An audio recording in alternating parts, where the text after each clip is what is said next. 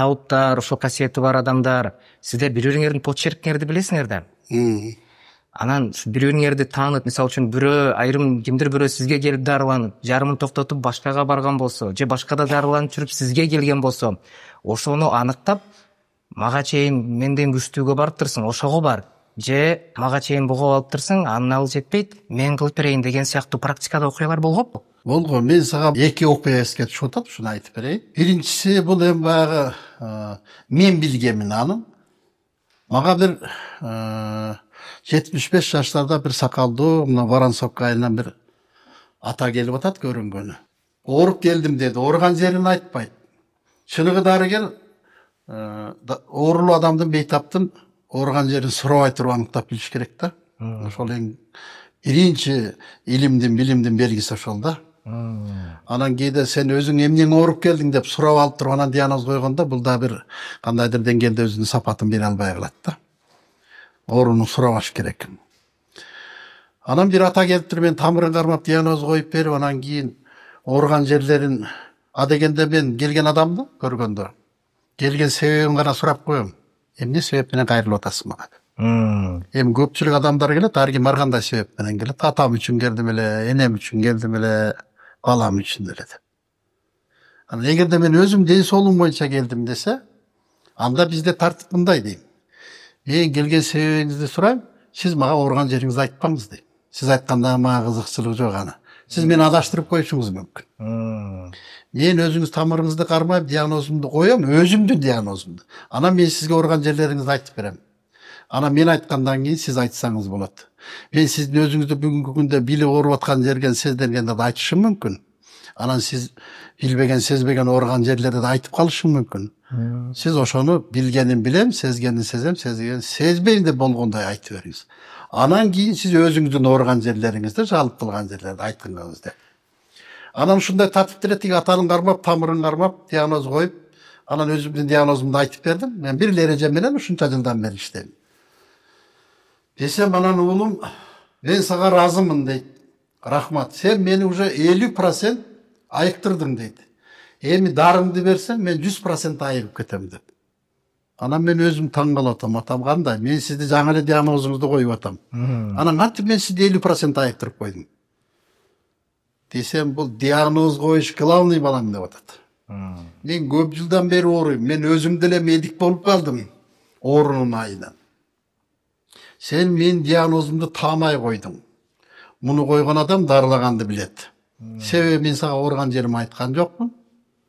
Мен бир жолу бир терапевт врач кыз бар экен дейт, кирип көрүнүп, өзүм историямды алып барып берип, кызым мага көрүнгөнү келдим эле десем, тиги кыз менин рентгенде съемканы карап алып, мага айта албай атат дейт да, диагнозду коркуп атат дейт. Ошо көзү менен көргөн нерсени сомнение кылып атат дейт. Анан мен байкадым дейт, кыз кыйналып атат. Кызым, ал жерде менин бир өпкөм жок, кесип койгон деп. Бир жак өпкөм жок болчу дейт. Ошонун съемкасы менен сиздин өпкөңүз жок экен деп айта албай атат дейт. Рентген туура эмес болуп калып, уят болуп калам дейт. А сен рентгени жок эле бир өпкөңүз жок экен дебедиңби дейт. Бул бир ишендимби дейт. Экинчи сиз айттыңыз, мен айтыпмын, сиз илгери бир башыңызды алып травма алган экенсиз. Сизди бир мастер операция жасаптыр. Великий, ушунчалык күчтүү киши операция жасап, ошо кишинин билимдүүлүгүнөн сиз өлбөй аман калыпсыз. Атак өлүп калмак экенсиз. Деп айттым дейт. Ал Иса Акунбаев болчу да дейт. Мен мотоциклден авария болуп, ошол киши дежурствода болуп калып, мен өлүмдөн алып калган дейт. Мен ал Иса Акунбаев деген атаны көргөн жокмун, работасын көрүп жүрөм. Мен тамырдан кармап ошону мастер жасаптыр деп атам, аты жөнүн билбейм. Ошо сен айтып аткан мастер Иса Акунбаев болчу да, мен өмүр бою аке ата деп жүрдүм, ошо киши өлүмдөн алып калган деп. Анан мен 50% айыктым да, була ошону билген киши, сен мени мындай айыктырасың деп. Бул бизде болгон окуя да. Анан эми бир жылы бул мындай окуялар көп эми. Бирөөнү мисал далил катары айтып берейин. Кызыл Ордо жактан, ушул Северный Казакстандан бир казак жигит келип дарыланып атат. Анан кийин бизде курс лечения 14 күн болот да. 4 күнү калган 10 күн болгон. Анан бизде ошол ортолукта бир тынык болуп калды, бир майрам болуп калды, айт болуп калды, ушундай 4 күн иштебей турган болуп калды. Анан ал казак жигит келип туруп, "Конбайке, мен үйгө барып келейин дедим, уруксат бербейсизби?" дейт. "Анын үйүң каерде?" десем, "Кызыл Ордодо" дейт. Ал деген каякта жеринже? 2000 километр. 4 күнгө чыдап турбайсыңбы? Анын барып келишин, каражатың, убактың десем, "Конбайке, главный эле сиз уруксат берсеңиз, башка проблема жок. Өзүм барам, акчам да бар, барып келем" деп.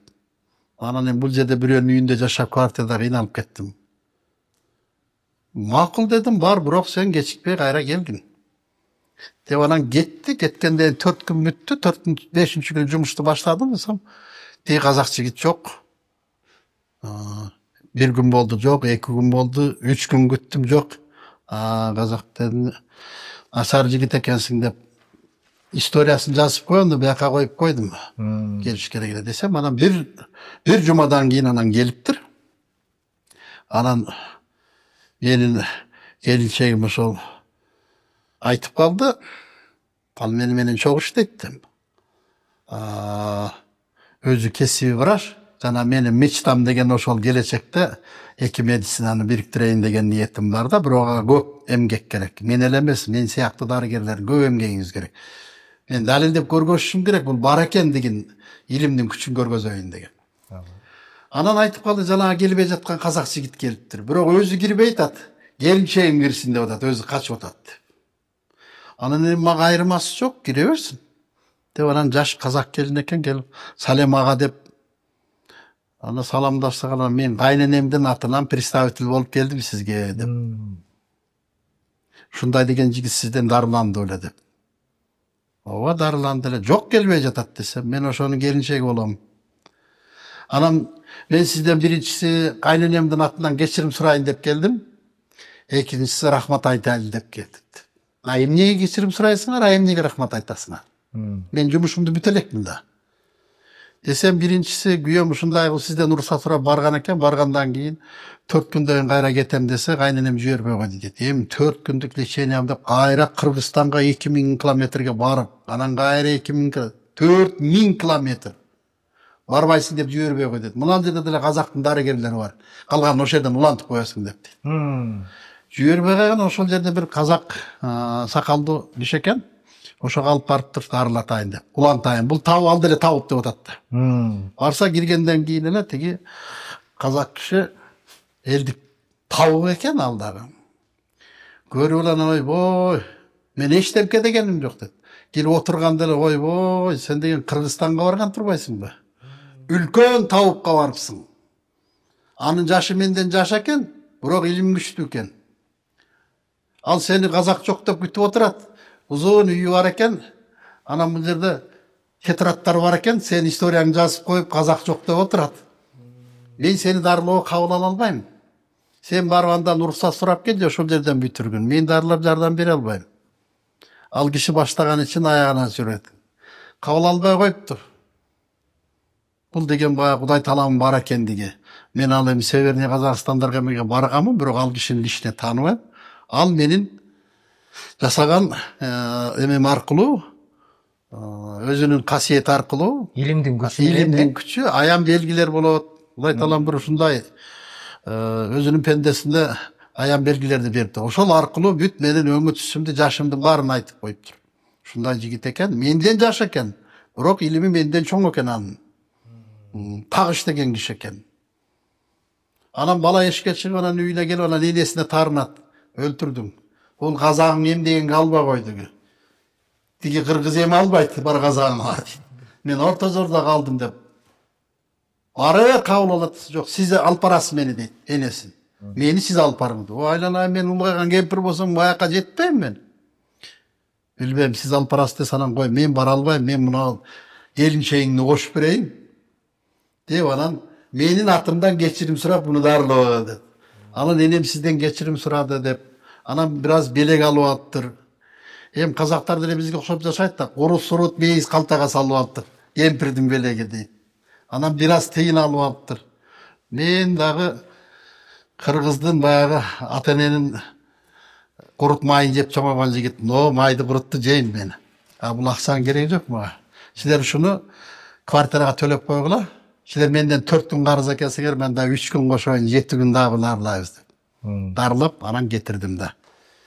Кийин анан 1 жылдан кийин бир туугандары келген экен, атайы келип рахматын айтып кетти. Кайненем салам айтты, айнем жакшы болуп калды, оорусунан айыкты, арак ичпей калды, бүт кулк мүнөзү өзгөрдү. Энем сизге салем деди деп. Анан бул жерден мында биз дарылап атканда мен дайым айтам, бардык нерсе адамдардын ишениме байланыштуу болот. Жүрөгүңөр тарткан жерден калбагыла дейм, а жерге сөзсүз баргыла. Жүрөк тартпаган жерге барбагыла, ал жерден жардам болбойт. Анан эгер мага келсеңер, до конца аягына чыгып келгиле. Же келбегиле. Эгер мен силерди дарылап калсам, аягына чыгарам же албайм. Мен алдымбы, кетип калсаң аркаңдан издеп барам мен. Эмнеге келдиң эле деп. Бул деген оңой жумуш эмес. Мен мында бир жумуш жоктон отурган жерим жок. Мен сооптоом деп ар бир адамды айырмасы жок, жашына, бала уулу киши. Ушул адамды алган болсом, мен күн-түн ошонун менен иштейм. Адамдар баягы баарыбыз бири-бирибизге окшош болгон менен организмибиз ар кандай. Мисалы сенин канын группасы 1-чи группа, меники 2-чи группа, бул жигиттики 3-чү группа. Демек биз 3 башка адамбыз. Сага берген таасир мага реакция жүрүшү мүмкүн, а буга такыр башка таасир бериши мүмкүн. Ошон үчүн бардык адам бир жерден дарыланат, бир жерден мындай болот, шифа болот дешке мүмкүн эмес да.